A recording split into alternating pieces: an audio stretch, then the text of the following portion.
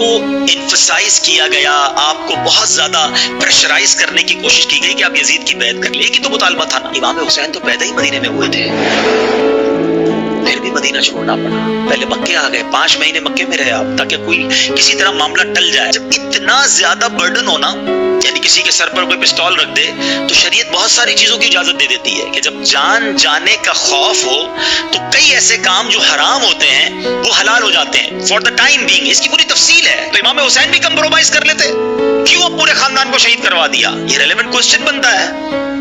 مگر میرے امام جانتے تھے کہ اگر آج میں نے کمپرومائز کر لیا نا تو پھر نانا کی ساری امت کے لیے ایک مثال بن جانی ہے کہ جب حسین کمپرومائز کر سکتے ہیں تو پھر تو ہم بھی کر سکتے ہیں. آپ نے باطل کے آگے سر نہیں جھکایا، سر کٹا دیا، نانا کے دین کو سر بلند کر گئے. یہ میسج ہے ہم سب کے لیے، ان تمام لوگوں کے لیے جو آج چھوٹی چھوٹی باتوں پر کمپرومائز کر رہے ہیں. ارے جناب کیا کریں، پورے سبھی لوگ جھوٹ بولتے ہیں، سچ کا زمانہ نہیں، تھوڑا بہت جھوٹ تو ہم بھی بول لیتے ہیں.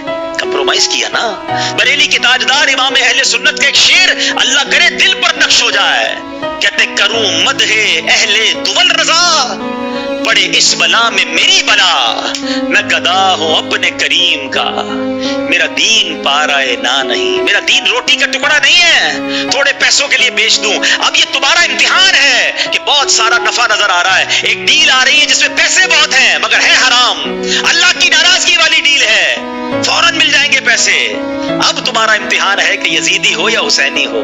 اپنے دل سے پوچھو کہ یہ کام کروں گا تو کیا اللہ اس کے رسول اور اہل بیت راضی ہوں گے، یا یہ پیسے پکڑ لوں؟ نہیں، اب ٹھکراؤ اسے اور کہو میں گدا ہوں اپنے کریم کا، میرا دین پارائے نہ نہیں. بڑا دل تھا، بڑا ارمان تھا، ایک شوق تھا جو پورا کرنے کا موقع آ گیا مگر وہ حرام کام کے ذریعے پورا ہو رہا ہے.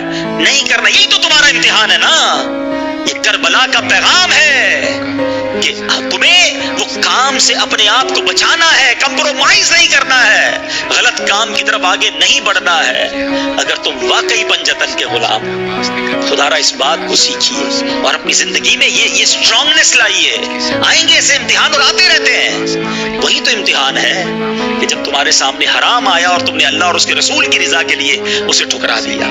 اعلیٰ حضرت فرماتے ہیں نا، انہیں جانا، انہیں مانا، نہ رکھا غیر سے کام، للہ الحمد میں دنیا سے مسلمان گیا. یہ تو ہماری زندگی کا فوکس ہونا چاہیے. فیملی راضی ہو جائے، دوست راضی ہو جائے، خاندان والے راضی ہو جائیں، ارے سیٹ راضی ہو جائے، چھوڑو، پہلے دیکھو اللہ اور اس کا رسول راضی ہے کہ نہیں.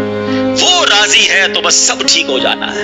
تم سب کو راضی کرنے کے چکر میں اپنے اللہ کے حبیب کو ناراض کر رہے ہو. ایسا نہ کرو. یہ کربلا کا پیغام ہے.